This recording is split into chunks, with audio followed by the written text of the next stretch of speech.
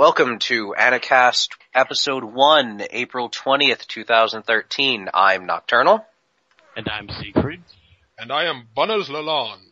And tonight, on our maiden episode, we will be talking about Kokoro Connect, an anime based off a Japanese light novel series written by Sadanatsu Anda. Illustrations by, I'm gonna be honest with you, I don't even want to try. It's Yukiku Horiguchi. No. She went by a pen name. Oh. Yes. Learn something new every day. Exactly. Alright, so, Siegfried, why don't you start us off? Oh. Well, where to start, I guess, is a better question. Well, the series ran 13 episodes, plus they came out with 4 additional ones later on. And I guess the way you could call the series, it is a character development show. Would you agree with that? For the most part, yeah. Yeah, it's pretty much all about the character development. And it centers around 5 main characters. 2 men and 3 women.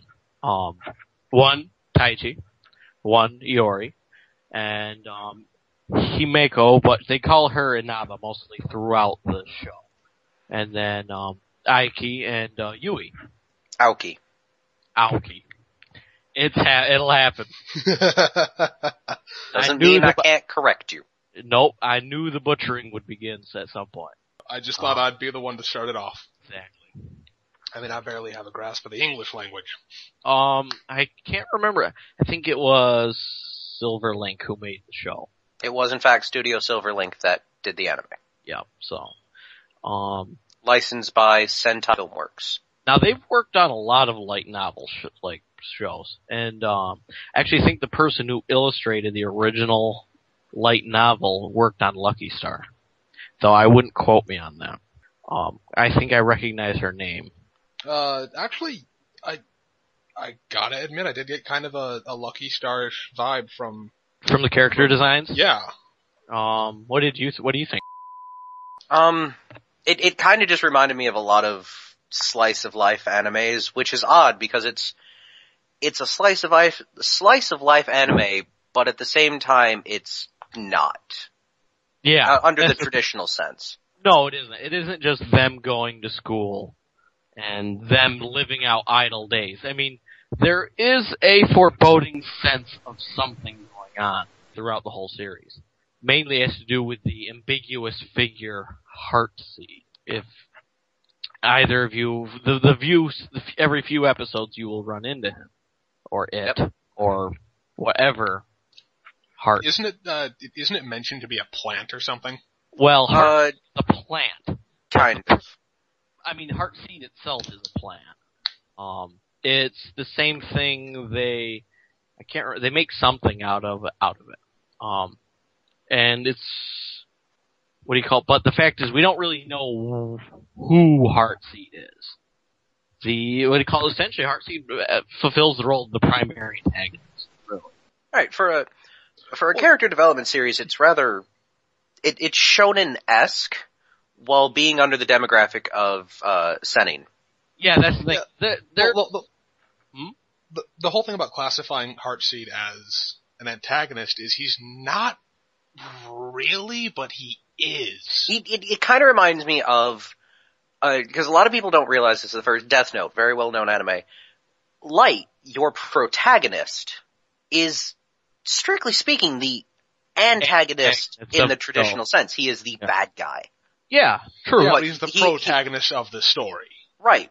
But, so it's antagonist in a different sense than the bad guy. Really, he is. Yeah, but he's not really even an antagonist. They just don't take the time to... He's reasonable, they just don't try to reason with him. No.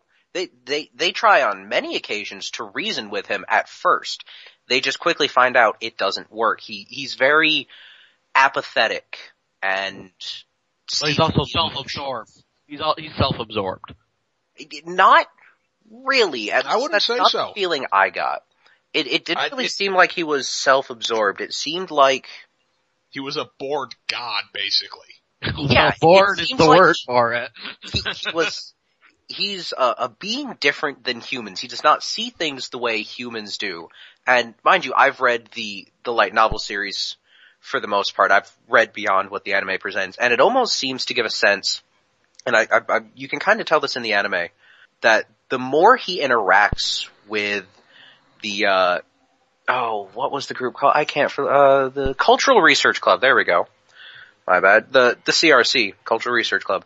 The more he interacts with them through all these events, which we will get to in a moment. Now we're talking about Heartseed, right? Yes. Okay. He almost seems to evolve himself. Like in a way. Yeah. He becomes more empathetic rather than just being purely apathetic. Well, you do see that change, because from his early encounter with them, where he's totally ambivalent towards what they want. Not to mention with his dramatic stunt he pulls. I won't say exactly what he does early on. Oh yes, we will be trying to avoid spoilers. We want you to go watch this yourselves. But he does but Heartseed does something dramatic within the first 5 episodes of the show that really tests the group. Mind you, he does this knowing full well what the outcome's going to be.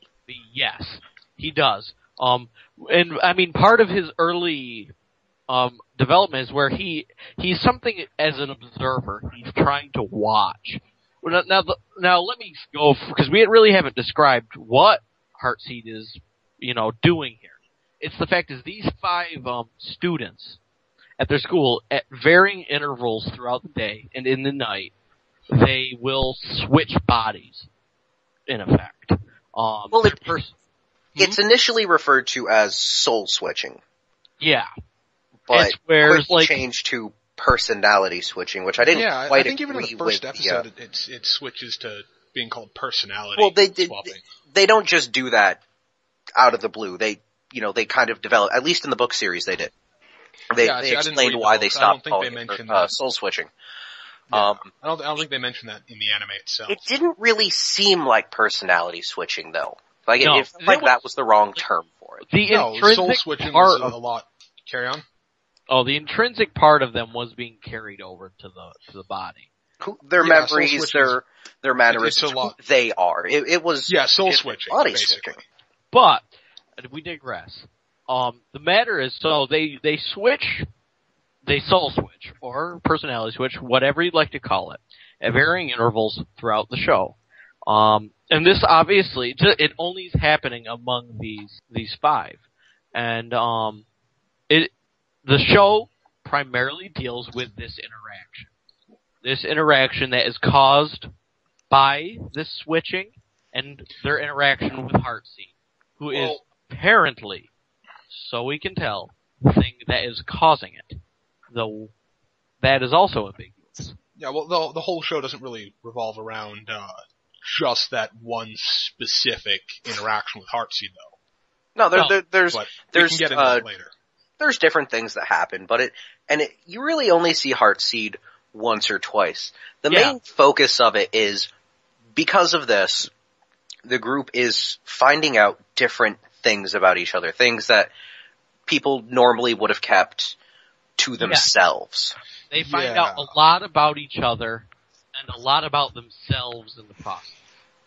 And it's having to learn to accept not only each other, but accept themselves and move on. It really seems to have a feeling of development and accepting who you are and who your friends are and moving on. There is one thing that I'm not sure if the books cover it, but I don't think the anime really explains it. At one point, we've already mentioned they swap souls with each other, so Taichi ends up in Yui's body. Mm-hmm. And yes, that does of course happen. Yeah, not to give out any spoilers, but he notices a reaction from Yui's body itself. Yep. Which means that some part of Yui, some part of her reactions are still there, even though her mind or her soul is elsewhere. Alright, there's gonna be a small spoiler here, folks, so just, if you don't want to know, just listen, but trust me, there's much more to the series than just this. Yui's problem is that there was an incident when she was younger, and she developed androphobia, which is an irrational fear of males. It wasn't that her body recognized Taichi as a male. There was a male nearby. No, I got that. What I mean is, some part of her mind, at least the thing guiding her reactions, had to still be there for her to react to other men that way, even though... Right, it was just a personality swap. The body itself is still Yui's. Yes. True, but with a different mind in the same body, would the body still react accordingly to how it would have reacted before? And that's the point.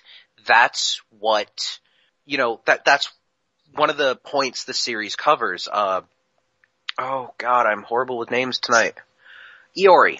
There we go. Okay. Right. One of the things Iori comments very early on, and Inaba, in fact, calls this, so to say. Yeah. Is Iori starts questioning individuality, essentially asking what is life. Yeah, there is a point. Yeah. Because if you can switch, she comments on the fact that, for example, Taichi is in Iori's body, yet everyone that sees him still calls him Iori, recognizing the body, not the person. It's that point in which they're leaning. It's like in the first couple episodes, they're leaning on the rail, and they're asking, what do you really identify with when you talk to people? Are you identifying the person or the body? Or the body. And he asks that. He says people really do identify the body as what we really recognize. Because that's the perfectly example right there. They're still calling him by her name, even when he's in the body. Obviously there's a part, they're trying to keep up appearances, but they are recognizing the body. And the show really deals with that throughout its whole duration, I think. Is what do you really identify people with? Well, I wouldn't say the whole duration. Not through the whole duration, just really for the part between those two particular characters. Yeah, and but the first arc. And even then, the points brought up in the first arc don't just go away, because I know the anime covers this. The second arc is, the things happen in the first part, and then Heartseed shows up and says, okay, well, I'm going to end it now. Mm-hmm. And they think everything's over with. They survived for the most part. Mm-hmm. And they think everything's good. And then Heartseed shows back up. And again, he does it the same way. The event begins before Heartseed does. That's the thing, is they find out about this stuff happens before they even meet. Originally, it started happening before they even met Heartseed. Yes. And he causes another event to occur, which is a liberation of desires. Rather than, we all have those moments where we just really want to do one thing, but because of social restrictions or potential repercussions, we refrain, we control ourselves. Well, they lose the ability to do that in certain situations, which leads to problems. That doesn't mean that all the points brought up because of the personality switching have ended. Those stay continuous. Yeah, in fact, two of them are still mentioned. Yeah, it seems like even later on, because the light novel series, I didn't really get an idea of how many episodes each book lasted. Each book was how long did the novels run? I think it was like there's 10 there's 10 volumes out right now. Okay. So or at least, well, there will be 10. No, yes, there's 10. The last one came out in March. And we have 17 episodes. Each novel is its own arc, or at least for a while. I haven't read all the ones, but it seems like it starts breaking them up. Just for the sake of those of you listening, here's a little bit of a breakdown. Siegfried, I believe, has seen all 17 episodes, yes? Yes, I have. Nocturnal has read just about all the books, and I've seen all the episodes. Up to, I saw most of them. I didn't get the chance to finish watching it. I've read up to volume 6, I believe, is when I stopped being able to get translations. Yeah, and I have only seen the 13 episodes.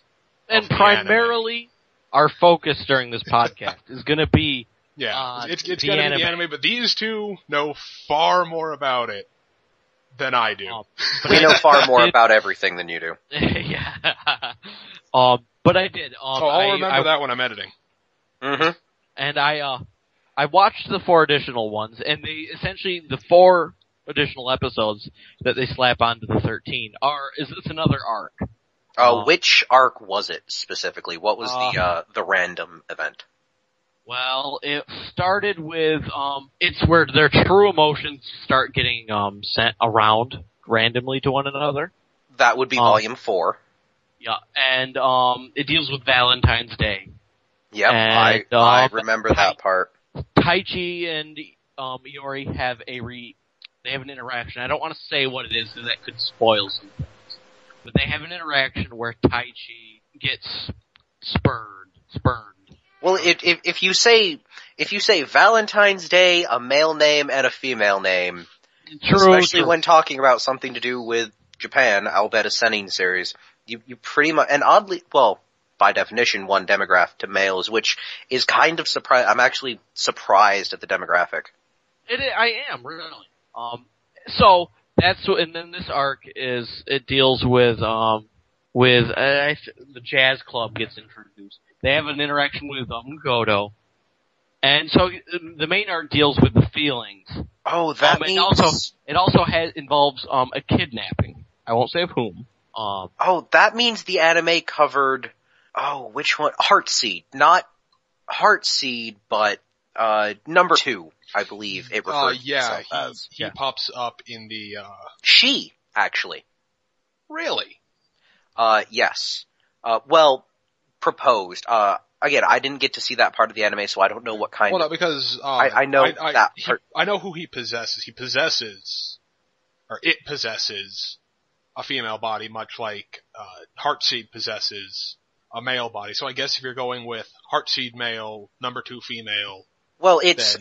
in the original Japanese, the first Heartseed, the one that takes over Go-san is the teacher, that's the vessel Heartseed uses.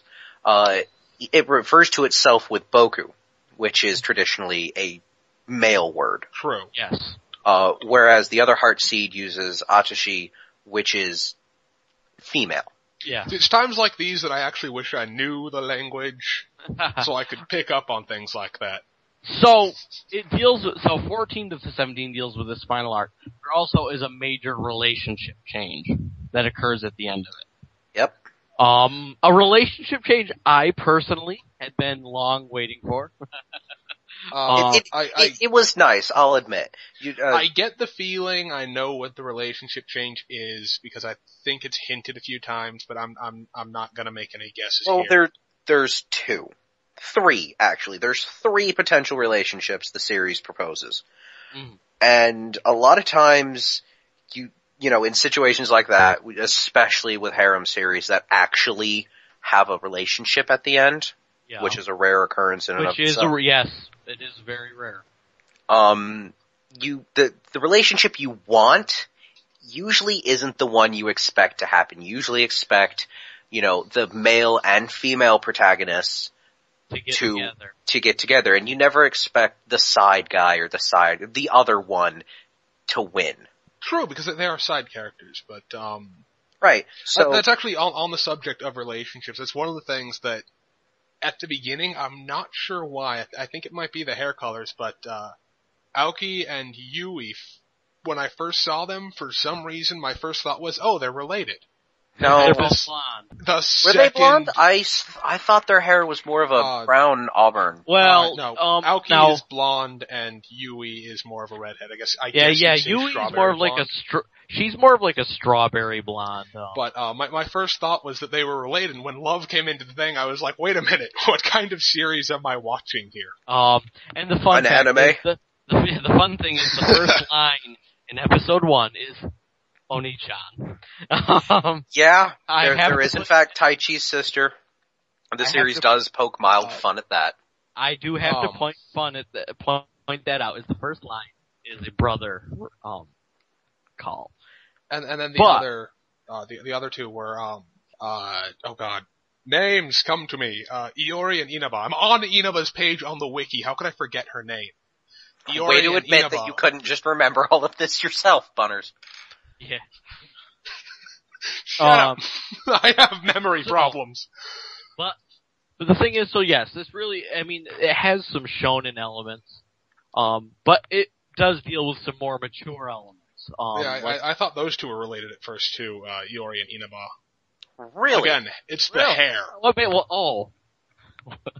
Well, I don't know. Like, the only hair colors I remember are from the cover. And it really looks like Inaba's hair, or not Inaba. Inaba's hair is black, yes. Which is the traditional color. I can't say I shared your instant, I know, especially because I think you're introduced to them by their full name too, so I don't know where that came from. Yeah, no, the only siblings that you see are Taichi and his little sister. And the occasional reference by... Not true. You do see, I believe you see Inaba's brother in the anime. Yeah, Inaba does have a brother. Yeah, but I mean, these are occasional and passing. Aoki has siblings. I know for a fact you see Yui's, little sister. But yes, it's a shonen series, and it deals with some... It's a seinen series. Yeah, well, I'd say it's kind of like in the midway point between the both. Because some of the nature, but then it deals with some mature elements. I think it starts out fairly shonen-ish, and it just moves up from there as it goes on, simply No, because... it's really, how do I want to explain this? It's seinen by default. And it's, really, to say it has shonen-esque elements is a lack of knowledge. I'll admit, I did that too. It's a shonen series is demographed elementary through grade school. Yeah. So basically, for boys, Bleach, One Piece, I know, but Naruto, those are all shonen series, the actiony ones. Seinen, yeah. Well, typically they're character based. They're not action based. Shonen? No, seinen. Right, that's what Seinen I was explaining. Shonen. Seinen is 18 to 30, young. Yeah, well, no, I'm talking about the general attitude of the series. Starts out feeling a bit like a shonen series, and the attitude just gets more and more mature from there. But it is. It's to get people interested, because even 18 to 30, you're still gonna like that bit of tension and action and things are going on. You're still gonna like the risque humor that Iori throws out there. I mean, that's the thing. It is a drama, like it deals with some supernatural elements, obviously. But I was not expecting that, I'll admit. No, nobody. I don't think anybody does. When you're first watching it, you are really suddenly you're kind of just taken aback by the direction. Especially because the way I was introduced to this was actually from Nocturnal, who only told me, I believe, the series is about 5 teenagers. But I could make a Power Rangers reference right now, but I'm refraining. Okay. So, I don't think he told me anything else about it. Now what do we all think about the actual character development? Do we feel that it was done in a satisfying way? I especially did, because mind you, I read the novel series before I watched the anime, and normally in things like that, I'm sure most of us have had that feeling of we watch an anime and then think, oh well, I want to read the manga and find out all of the stuff we never knew about happened. Yeah, a radically different perspective. Silverlink Studios and anyone else who worked on the anime, I'm not sure who all worked on the anime, so if I haven't given credit where credit is due, I apologize. I don't know of anybody besides. I only know it was produced by Silverlink. They did I thought a really good job of cutting out what could be cut out, leaving in what should be left in, and keeping everything in the lines. And the viewer doesn't suffer for it. No, you really, if you're someone who likes knowing everything, then yes, the novel series does have more information. Yeah, I always recommend if somebody really wants to get the fullness of a series, they have to go to the novels or the manga. But I do think the story is told in a very good way with this show. Yeah, I was actually pretty content with the story. I don't really have any major gripes with the characters as they were. The fact that it falls into the same problem that every story like this is going to fall into, and that's every single character has a dramatic past. That's just a necessity of the story. But but it's not dramatic past in it's not like the overdone sense. It's not like my parents beat me and then they ran over my dog and then I got shot and then it's the kind of past that you could see anyone having, and that really helps with, you know, what we said earlier, that they're finding out things about each other that they never knew, because these are things that you're not going to want to talk about, but could happen to anyone, and they really make you think in real life, you know, I probably know someone that this happened to. Yep. That's the thing is, I am actually especially fond of how they played off. You find out about this fairly late on, but how they played out Iori's home life. Oh, I was very happy with that. Oh, yeah. That was. That's the thing is, a lot of these characters, like, cause at the start, they are a group of very good friends. But by the end of it, they realized that they did not know anywhere near as much as they did at the end. They learned so much about each other. It's a series that you walk away from wondering, how much do I actually know? Yeah. And I think every character is relatable in a way, because they all have something that they're either ashamed of, something that they have a relationship with another character in a way that you can sympathize with. What was I continue? I forgot what I was going to say. But that's the thing. I think every one of the characters has something that you can relate to. I mean, they all have their own social issues that are there, and they eventually come out into the open. Things that as Nocturnal said, that most people would never talk about. But these things come out and they get aired quite publicly in this group.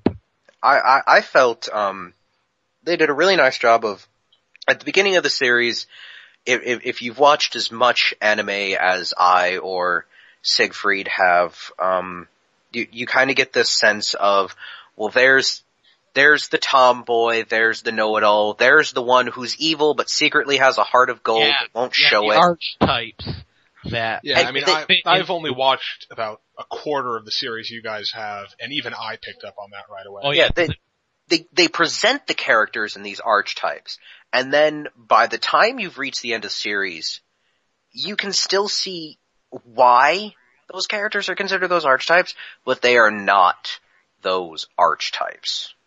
Archetypes, sorry. You really even see that with Himeko. She goes through a radical character transformation. Oh yeah. Completely. And so does, Iori. They both, I mean they all do, but those two go through a radical change in the way they interact with people. Taichi is, for all intents and purposes, the protagonist of the series. Yeah, I mean, in effect. He's the one it switches at times to other characters, but he's the one we followed the most. He's the one whose point of view it's told from the most. He's also the character that all of the other characters are able to relate to. Right, he's the focal point, and it was done very well, and especially shown in the anime, that he changes, but he doesn't change. It's not so much that he goes through a character a development. It's really more of a character evolution. Yeah. Taichi was easily one of the blandest but most developed and most interesting and relatable characters in it, simply because he didn't have that massive sudden shift that everybody else did. He really comes off as having the traditional bland protagonist. He's the level-headed one. Well, he's selfless. The white knight complex. Yeah, exactly. That's the thing. Himeko loves to remind him of that in the early. But that's his biggest problem. The way they go about explaining it, and I'm not going to explain it, but why he has that and his reasons for it, Mm-hmm. you really don't see it coming. No, you don't. I agree. I think I'm they trying do to it well. remember the reason. I'm gonna have to go back and watch the anime again because I don't remember that ever being explained. Was it in the anime? I know it was in the novel series. I know it's mentioned. No, it was shown in the anime. It was during the... I will say that right now. It was. It was during the Unleashing Desires arc, wasn't it? Yes. Yeah. And we won't go into what it is, but it is shown. Oh! Yes. Oh! Yes. I remember now. Yes. Now, Butters really... It wasn't during the Unleashing Desires. I think it may have come right before then. Well, it was considered Unleashing Desire. Was it after the end event of personality changing?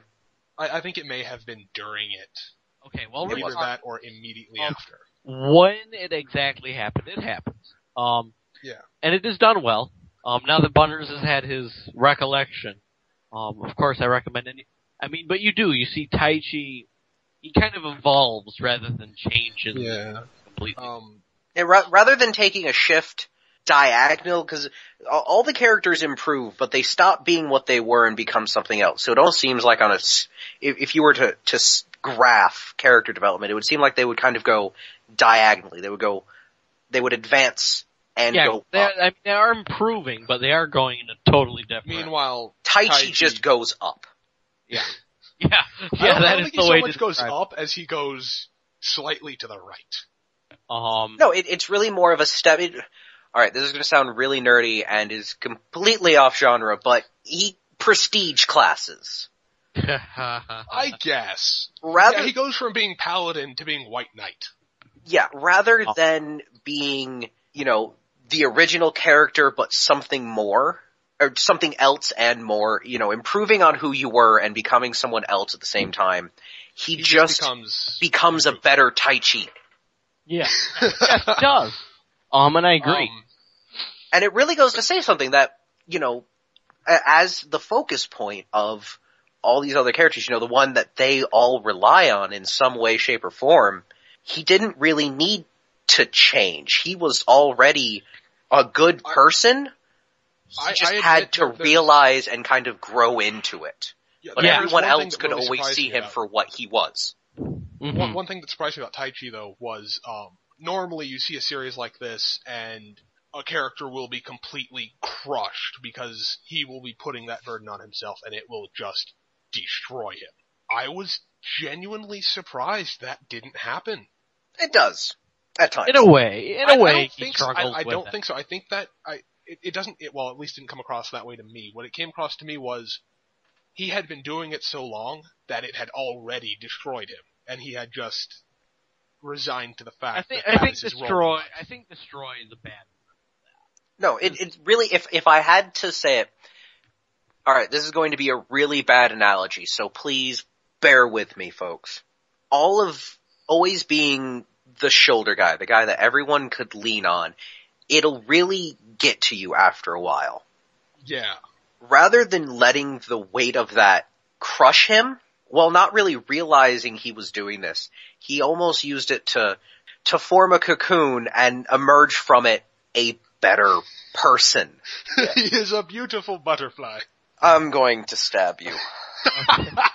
So, moving on though.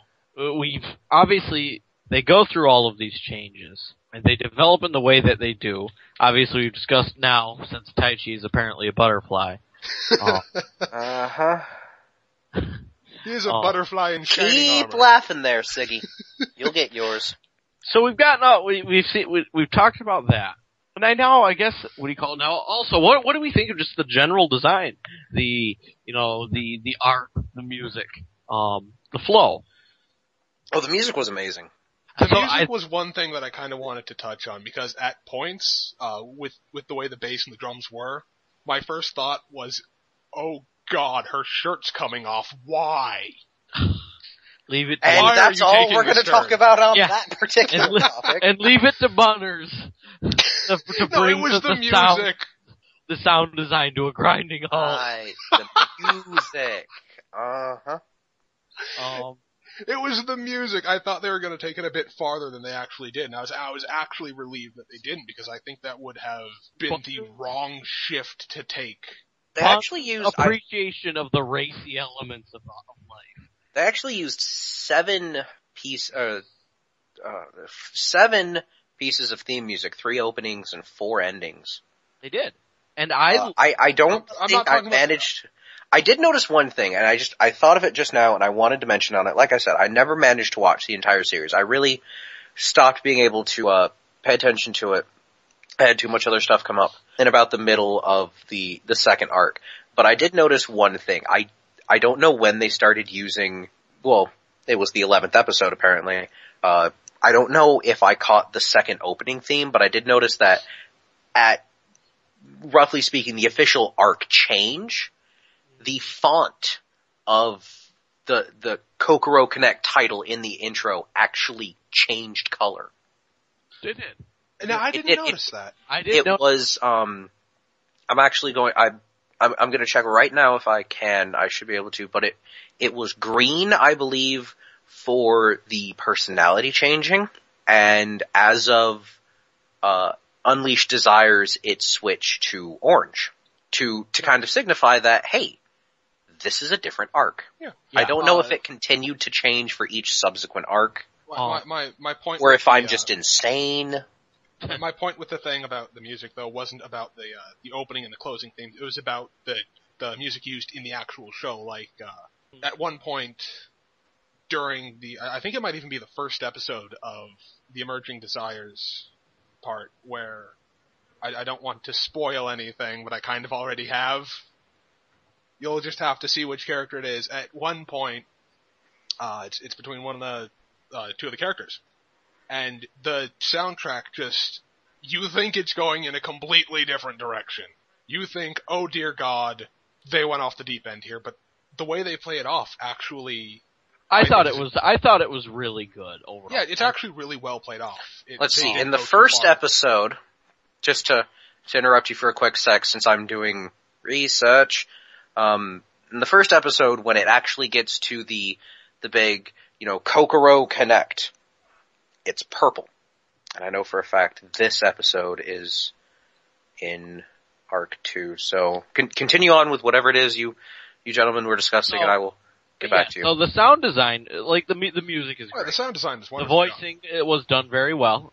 Obviously now I watched it in Japanese. Well, I watched the same thing you watched. I don't know if... I don't think they've done a dub for this, have they? I don't think so. I don't believe so. Okay. Well, obviously, so we can't really comment on the quality of English voice acting. No, because the characters are actually they're only given Japanese voice actors. Yeah. However, it has been licensed in North America by Sentai Filmworks. Really? Yes. Well, we've never even heard of them. We could potentially see then down the road at some point English dub, but now I've seen my fair share of anime in Japanese, fortunately. And I can discern, and my knowledge of Japanese makes it so that enough that I can discern quality. And the voice actors they chose for it were perfect, in my opinion. Yeah, see, I'm the guy that everybody's gonna hate on this, but personally, it's a matter of having to split my attention between the audio and the subtitles. I'm more a fan of dubs, but I acknowledge that subs now this is a conversation. This is a conversation for an episode in itself. Yes, it is. That's all I'm saying about it, though. That is it. I would be looking forward to a dub. The sound design is very good. The voice acting is very good. And I thought the music was very apt for what it is. It's at times it's uplifting. Oh yeah, the music fits the scenes and everything. It does. They chose it well. Now you might be able to actually answer this. I'm gonna have to bleep that. Now before you get to whatever it is you were about to say, now that I've finished looking for the things I needed to look, next time I'm going to remember to do that beforehand. Anyway, the specific episode I looked at, because the 13 episodes I have only covers the first 3 arcs. They changed intros by then, but it goes from kind of like a light purple in the beginning. It's a light green for the second arc, and then the third arc is actually very deep purple. So, like I said, even when the intro didn't change, between the first 2 arcs, the intro sequence did not change, aside from the fact that the font for the title was different, which I actually think is just a neat little thing they did. I do. I think that's a nice touch. Now, Colonel, you actually read you had read the novel. Now they did light illustrations, correct, for the novel series. Now, how close since I've never read the light novels, how close would you say is the design of the anime to that of the art of the novel? Oh, it was spot on. As done by, I believe her name was Yukiko Horiguchi. Don't quote me on that. Yukiko Horiguchi. So it was, so it was spot on. Yeah, it was, cause I've seen series where the character designs in the anime versus the manga or, illustrations in the light novel series are just, maybe not for all the characters, but several are just, you're not sure who that is. Yeah. I immediately knew who was who in the anime. So you found it an easy transition from the art of the light there was novel really no confusion between any of the characters. And really, because, mind you, in the novel series, it's hard sometimes to know who's who, like which character is, it's hard to know who's who because you don't constantly have a name associated with a design. Especially during the body swapping, I'm assuming. Well, the novel actually did a real good job of explaining who was who during that. Really? That's good to know. Yeah. But specifically, if all you know, let's say the light novel had no illustrations at all, it was just straight text. Sure. If you'd read enough or knew enough about the series to have a general idea of each of the main 5, each of the Cultural Research Club members, the designs themselves are enough for you to, obviously the males are simple, there's only 2 of them. Mm-hmm. But if all you had to go on was their personalities and you were to look at the character designs, it would be very easy to say, well, that's Inaba, that's Taichi.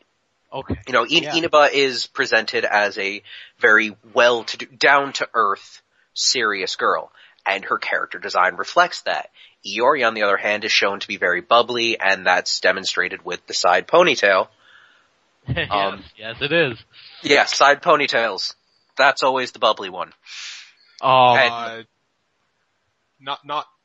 getting into it, different thought completely, that would, it involves the characters and their transitions. Different thought completely. Carry on. Disregard me. But yes. So, okay then. So, in the design, we have a faithful rendition from the novel to the anime. And I thought the style was good. It's typical, modern, late 2000s style, drawing. If by late 2000s you mean 2012. Well, yes. But the fact is, if you look at, I know that, but if you look at something from 2009, and if you look at this, it's gonna be of the same quality. So, modern style animation. I do like how they did environments and, background scenes. I thought, where they did kind of almost watercolor-esque shadings of things. I really, really liked that. Not to cut you off while you're in the middle of a rant, but we're kind of getting close to our cutoff point here. Okay, all right. We still got a few minutes, actually. Well, because there's still some stuff to cover up, Bunners. Good point. Yeah, so that's the thing. All right. Let's see. Colonel, you'd like to lead us into our next. There's one last comment I have back on the subject of the character advancement, though, I was actually surprised because they keep just shoving Aoki into the background. He's just like, he's here, see, pay attention, he's here, he's doing stuff, and then he finally gets some spotlight in the third. I remember when he had his moment. I liked that. Yeah, I loved that. Did. Carry Any on with viewer your thing. That's my can rest assured that every character gets their moment. All right. Let's see. To wrap things up, this is going to be a weekly series. Yeah. Just to let everyone know. If any credit for anything we've discussed tonight has not been given to the proper owners and those who could sue us for not giving them credit, we would like to give them credit now. We haven't discussed anything that's our personal property. I believe Kokoro Connect is completely Silverlink, and whoever else has made it is completely their domain. Speaking of Silverlink again, the series I'd like to do next week, while not produced by Silverlink, they did have a hand in it. It's a series done by JC Staff, titled Hidan no Aria, or Aria the Scarlet Ammo. And not what I thought you were going for. Well, I've seen it. You guys will see it. I've already got some key things that I'd like to talk about, to do with this series. No, see, I thought you would, go for either, oh god, what were the other two we were talking about? The Maho Shoujo Lalabelle. I'm actually still looking for that series. Lalabelle or Candy with the lovely Desu eyes. Now, I actually would like to, but I'm leaning towards this, of seeing Aria the Scarlet Ammo. That has piqued my interest. Well, obviously, I'm fine with whatever you guys want to do. I'm just saying, it's not what I we know that you'll do what we tell you to. Exactly. But don't piss off the editor. We're going to be doing it on a weekly basis. So we will be, that should be up next while Sunday. We're giving out credit, I don't think I've mentioned this yet, but the image our that title you guys are going to be staring at while, assuming you sit with us for a whole damn hour staring at the screen, the image you'll be staring at will have been drawn by Nami, aka Nami Santai, aka Scarf, aka Scarf, aka she goes by a bunch of names. She will have a link. Freaking many. She will have a link down in the description or below the video, side or an annotation or whatever the hell we damn well choose to do, to her stuff. You should give her business. I have not been paid to say this. We have like 5 viewers. Don't tell them what to do. So, I apologize to my co-reviewer. So, what do you call it now? Obviously, we're going to be reviewing shows on a weekly basis. We also have shows that we watch personally. And I'm sure throughout the course of varying podcasts, we're going to talk about those. Because obviously, mind you, our goal is to, if I may for a minute, our goal is to, as you may have read, or if you're seeing this video for the first time, our goal is to bring to light animes that not everyone has heard of. For example, everyone's heard of Bleach, but you haven't heard of this other series that the studio behind Bleach did. We want to bring light and attention to those series. We also want to go back to the ones that are really bad. Yeah. And of course we want to go back to some of the old stuff from the 80s, stuff from the 90s. Stuff that hasn't been talked about. Yeah, stuff that hasn't been talked about now in many years. Everybody talks about the new stuff. But there are some classics. Dragon Ball, for example, everyone's seen Dragon Ball. Inuyasha is old as dirt. Cowboy Bebop, Lupin the Third. Yes. Nobody talks about Lupin anymore, and that makes me sad. That makes me a sad bunners. Those weren't the only good series back then, and that's what we want you to see. We want to share our love for this medium with you. Yeah, what I was getting at was, people still talk about Inuyasha, but when was the last time you heard somebody mention Astro Boy or Gigantor? Astro Boy, I saw that movie just within the last decade. It was pretty good.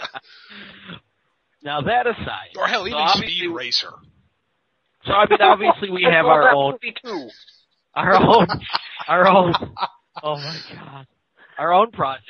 And I mean, we'll be doing this on a nice weekly basis. Wait. Now, so the moral of this, gentleman, we have Kokoro lost Connect. Siegfried for a moment. Excuse me. Well then. Yes, if any of you kind souls out there should feel particularly giving, we would like to open... I'm not actually pandering. All right. Get used to my sarcasm. Everybody hears... But yeah, on my end, you've gotten very quiet, my friend. Okay, well then. Technical difficulties. We will sort this out. That's what editing is for, folks. So yeah, that is in fact what editing is for. Yes. Now, Kokoro Connect. Do we judge it as a really good C? Do people?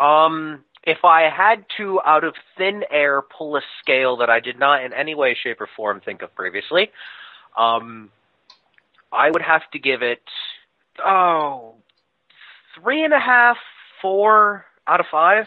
I'd say give it 4, 4.5. I give it 3.5 out of 5. So 4. I'm sure we can all average out to 4. 4 out of 5. Yeah. So 4 out of 5, yes. It's a pretty solid series. It's got, even the antagonist of the series watching. Is still likable. He's a jackass, it is worth watching. He's likable.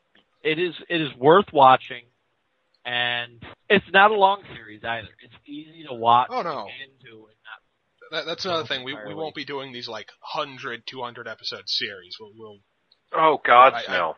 I think we placed the cap at 40 as a stretch. As many as we can watch. We simply do not have the attention span for that. As many as we can watch in a week. Mm-hmm. Or at least enough to give us a valid viewpoint of the series. Exactly. Yeah. Well, gentlemen. Shy of an hour, I guess we're about wrapped up here. I think so. I hope, if you're out there listening to us still, that you enjoyed our ramblings, and I believe the consensus was we do in fact implore you, go out, find Kokoro Connect, watch it for yourself. As I said, it is available through, who was it? I can't for the life of me remember now. I feel Words. It produced by Studio Silverlink, licensed by Sentai Filmworks. If you would like to read the novel series, it is in fact published by Enterbrain. So please go out, find it, enjoy it, so that way we're not just spouting nonsense. I'm Nocturnal. And I'm Siegfried. And I'm Bunners. And thank you for keeping us company.